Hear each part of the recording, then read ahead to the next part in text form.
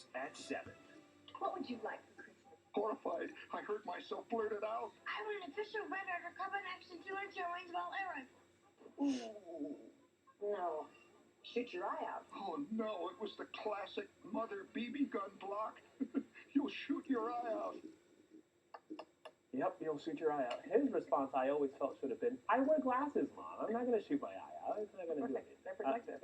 Many parents worry about their kids getting hands-on a dangerous toy and getting hurt this Christmas. Dr. Jamie Friedman with some warnings about popular toys this year. Doctor, good morning. Good morning. Okay, do we really see a higher volume of kids with injuries coming in and seeing people during the holidays? I think globally throughout the country we do, but we also try to preemptively warn parents about decorations and candles being lit and then safe toys. So, just keeping in mind, if you have kids this holiday season, keep in mind choking risks and fire dangers and things like that. Yeah, your basics. You don't want to give little kids choking hazards and little pieces like that. Right. The Boston-based organization Watch, their World Against Toys Causing Harm, they come out with their worst toys every single year. We have a top 5 for you now. Some of them may surprise you, but then maybe not. Where do you want to start?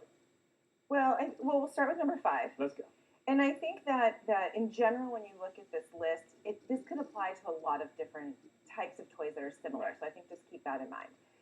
So number 5 is the Nickelodeon Frozen Treats slime. Okay. Now kids make a lot of slime, but this is store-bought slime, so it's not intended to be consumed. It's not food, but it looks like food. Ice cream looks delicious. It looks like ice cream. So little kids, they're not going to know the difference, and they're going to put it in their mouth, and there's probably stuff in there that they should not be eating. So we want to be careful about that. And that brings up a really important point that when you're shopping for kids, read the age on the label. You may not think it matters, but it really does. And so for a choking risk or this in particular, if it has an age, pay attention to that. And another consideration, you might buy that for your 6 or 7 or 8-year-old, but then if they have a younger sibling, that can pose a problem. That's a really good point.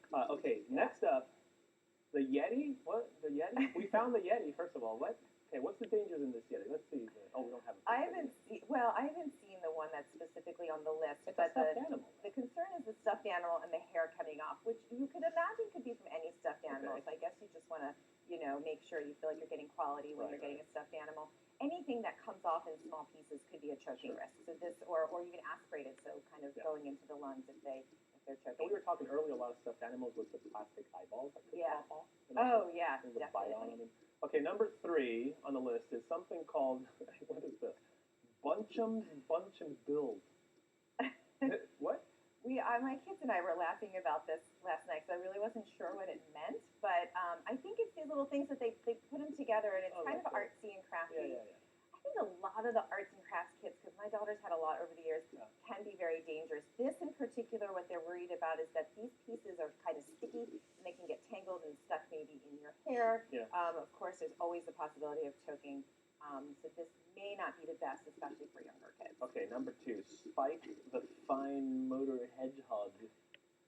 Wait a minute, I'm trying to figure out if I can see the problem with this. Well, you could swallow that thing. It does say 18 months plus, which makes me think it should be generally large enough to not be a choking risk. Sure. I think that the concern is that you could put it in your mouth and cause damage. And pretty much anything that is that shape, if it's in the mouth and the kid is running around, you could get a trauma. You could like a toothbrush. Oh my God. So that might be something that's not a great idea for younger kids. Okay. Where's that clip where the poke your eye out? Because number 1 on the list, Dr. Jamie, is the Nerf Ultra 1. Oh, come on. We love this toy. I know.